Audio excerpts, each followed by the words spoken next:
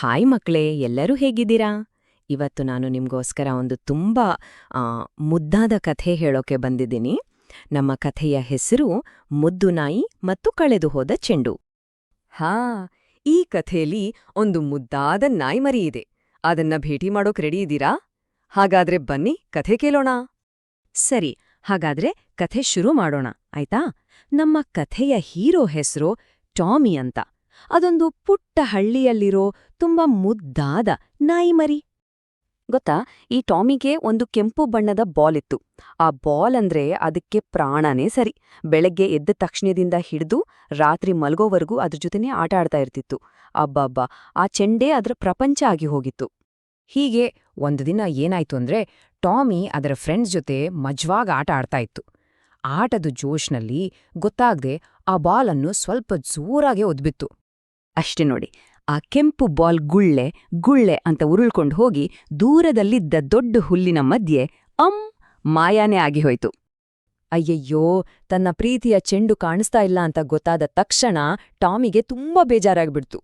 ಅಯ್ಯೋ, ನನ್ ಬಾಲ್ ಎಲ್ಲಿಗೋಯ್ತು ಅಂತ ಅಳೋಕ್ ಶುರು ಮಾಡ್ಬಿಡ್ತು ಪಾಪ. ಆದ್ರೆ ಟಾಮಿ ಸುಮ್ನೆ ಕೂತ್ಕೊಳ್ಳಿಲ್ಲ. ಅಳ್ತಾ ಇದ್ರೂ ಅದಕ್ಕೆ ಧೈರ್ಯ ಬಂತು. ಇಲ್ಲ, ನನ್ನ ಬಾಲ್ನ ನಾನೇ ಹುಡುಕ್ಬೇಕು ಅಂತ ಡಿಸೈಡ್ ಮಾಡಿ ಕಾಡಿನ ಕಡೆಗೆ ನಡೆಯೋಕ್ ಶುರು ಮಾಡ್ತು. ಹಾಗೆ ಕಾಡಲ್ಲಿ ಹೋಗ್ತಾ ಇರ್ಬೇಕಾದ್ರೆ ಅದಕ್ಕೆ ಮೊದಲು ಒಂದು ಮೊಲ ಸಿಕ್ತು. ಟಾಮಿ ಆ ಮೊಲದ ಹತ್ರ ಹೋಗಿ ತುಂಬಾ ಬೇಜಾರಲ್ಲಿ, ಮೊಲ ಅಣ್ಣ, ನನ್ನ ರೆಡ್ ಬಾಲ್ ಎಲ್ಲಾದ್ರೂ ನೋಡಿದ್ಯಾ ಅಂತ ಕೇಳಿತು. ಅದಕ್ಕೆ ಮೊಲ, ಛೇ ಇಲ್ಲ ಟಾಮಿ, ನಾನು ನೋಡಿಲ್ಲ. ಆದ್ರೆ ನೀನೇನೂ ಯೋಚನೆ ಮಾಡ್ಬೇಡ, ಬಾ ನಾವಿಬ್ರೂ ಸೇರಿ ಹುಡ್ಕೋಣ, ಖಂಡಿತ ಸಿಗುತ್ತೆ ಅಂತ ಧೈರ್ಯ ತುಂಬಿತು. ಹೀಗೆ ಟಾಮಿಗೆ ಹೆಲ್ಪ್ ಮಾಡೋಕೆ ಮೊಲ ಜೊತೆ ಸೇರ್ತು ಅಲ್ವಾ. ಅವರು ಹುಡುಕ್ತಾ ಇರ್ಬೇಕಾದ್ರೆ ಮರದ ಮೇಲಿಂದ ಒಂದು ಅಳಿಲು ಬಂದು ಅವರ ಜೊತೆ ಸೇರ್ಕೊಳ್ತು. ಅಷ್ಟೇ ಅಲ್ಲ, ಆಕಾಶದಲ್ಲಿ ಹಾರ್ತಾ ಇದ್ದ ಒಂದು ಪುಟ್ಟ ಹಕ್ಕಿನೂ ಅವರ ಸಹಾಯಕ್ಕೆ ಬಂತು ನೋಡಿ. ಈಗ ನೋಡಿ, ಟಾಮಿ ಒಬ್ಬಂಟಿ ಅಲ್ಲ.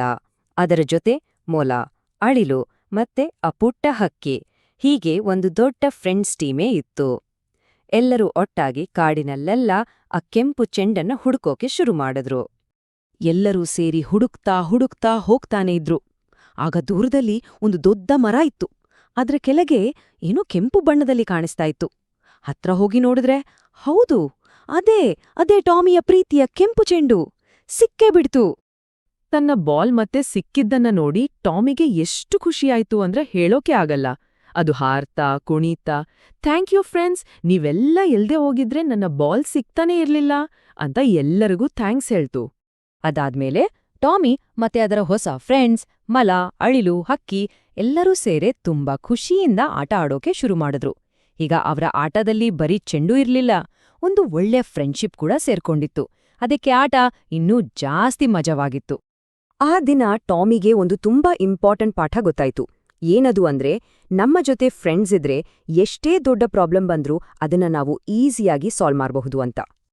ಸೊ ಈ ಕಥೆಯ ನೀತಿ ಏನು ಗೊತ್ತಾಯ್ತಲ್ಲ?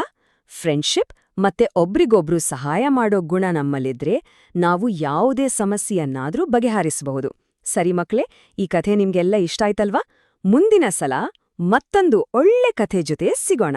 ಬಾಯ್ ಮಕ್ಕಳೇ, ನಿಮಗೆ ಈ ಕಥೆ ಇಷ್ಟ ಆಯ್ತಾ? ಇನ್ನೂ ಹೀಗೆಯೇ ಮುದ್ದಾದ ಕನ್ನಡ ಕಥೆಗಳು ನೋಡಲು ನಮ್ಮ ಚಾನೆಲ್ ಅನ್ನು ಸಬ್ಸ್ಕ್ರೈಬ್ ಮಾಡಿ. ಈ ವಿಡಿಯೋಗೆ ಲೈಕ್ ಮಾಡಿ ಮತ್ತು ನಿಮ್ಮ ಸ್ನೇಹಿತರಿಗೆ ಶೇರ್ ಮಾಡಿ. ಮತ್ತೆ ಇನ್ನೊಂದು ಹೊಸ ಕಥೆಯಲ್ಲಿ ಭೇಟಿಯಾಗೋಣ. ಬಾಯ್ ಮಕ್ಕಳೇ.